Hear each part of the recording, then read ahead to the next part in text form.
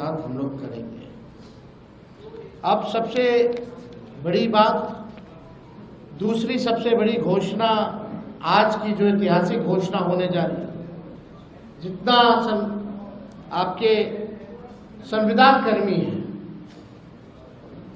संविदा कर्मियों के साथ जो शोषण होता है, जो नुकसान हो रहा है, जो परेशान घूम रहे, सारा काम संविदा कर्मी के जरिए जो है कराया जाता है। सरकारी जो है आउटसोर्स्ड कंपनियों को दे देती है, आउटसोर्स जो है काम कराया जाता है, दिन भर उनका शोषण कराया जाता है। क्या क्या नुकसान होता है आप सब लोगों को बता दें। कभी भी बिना कारण बताए सेवा उनकी समाप्त कर दी जाती है। इतना दिन से आप, सालों से आप सेवा ले रहे हैं, और जब चाहे कंपनियां संविदा कर्मी को बाहर कर सकती है बिना कारण बताए। वेतन से हर महीने 18% जो है जीएसटी जो है वो काटा जाता है।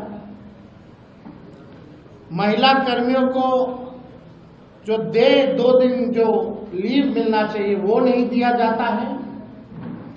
पूरा सरकारी तंत्र इन्हीं कर्मियों पर टिका हुआ है, परंतु जॉब सिक्योरिटी और वेतन सिक्योरिटी इन संविदा कर्मियों के पास नहीं है।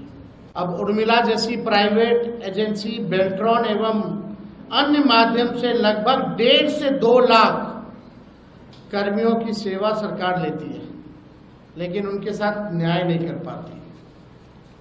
जितने भी संविदा कर्मी हैं, चाहे किसी भी मंत्रालय के हों, आउटसोर्स्ड हो, जिला में हो, हमारी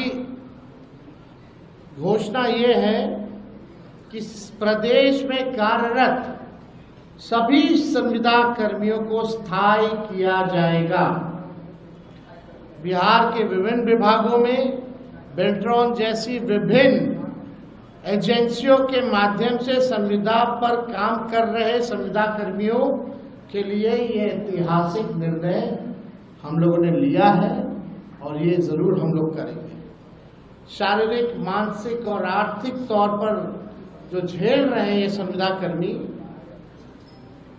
अब एक झटके में इनको स्थायी किया जाएगा, और मानसिक, शारीरिक, आर्थिक तनाव और शोषण से झेल रहे सभी लोगों को इन तीनों चीजों से मुक्त किया जाएगा, और स्थायी सरकारी कर्मी का दर्जा हम लोग दिलाने का काम करेंगे। अब ये होता क्यों है? जो भ्रष्ट अधिकारी हैं वो कंपनियों को देकर के केवल कमीशन खोरी की वजह से, यानी सरकार को जरूरत है इन कर्मियों की, पद जो है सृजन किया जा सकता था, लेकिन सरकार ने नहीं किया। जितना पैसा बजट का इन एजेंसी कंपनियों को जो जाता है, और जितना एक व्यक्ति का तय होता है उस अनुसार, वो आधा भी इन कर्मियों को नहीं मिलता, यानी कमीशन खोरी में चला जाता है।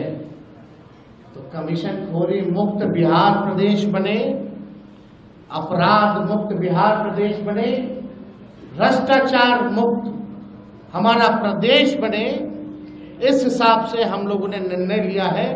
बजट का पैसा तो जा ही रहा है संविदा कर्मियों को, लेकिन उसमें असली मलाई कौन खा रहा है, कमीशन खोरी कौन कर रहा है? सरकार में बैठे हुए लोग कर रहे हैं, और वैसी कंपनियां जो है वो कर रही है, एजेंसियां जो है वो कर रही है। तो ये हम सब लोग जो है करेंगे।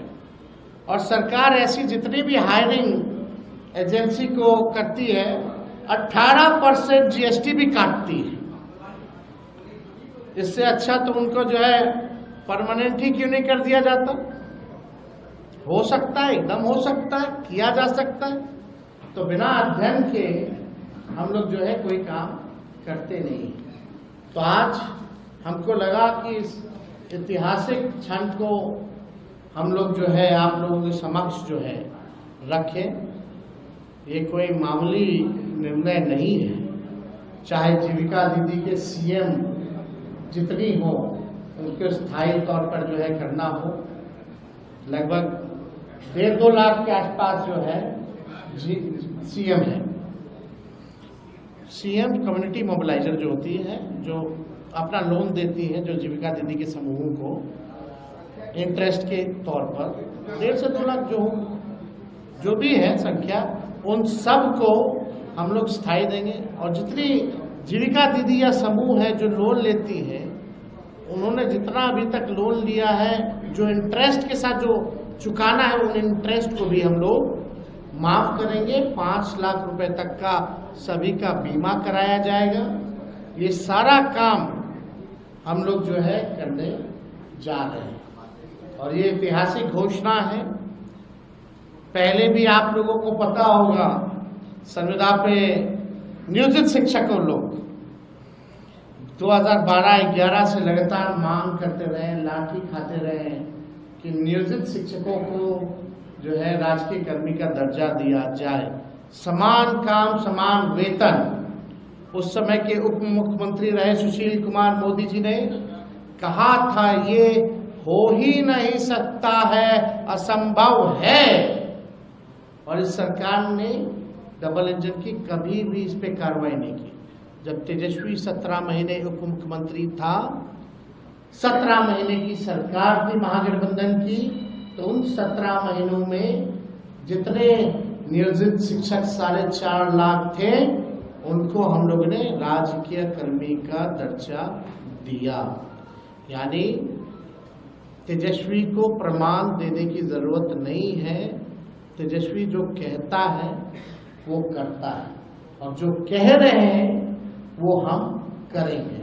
तो इसमें कोई कॉम्प्रोमाइज नहीं चलेगा। इन महंगाई के दौर में आर्थिक न्याय हम लोग करके रहेंगे। अगर इस विषय से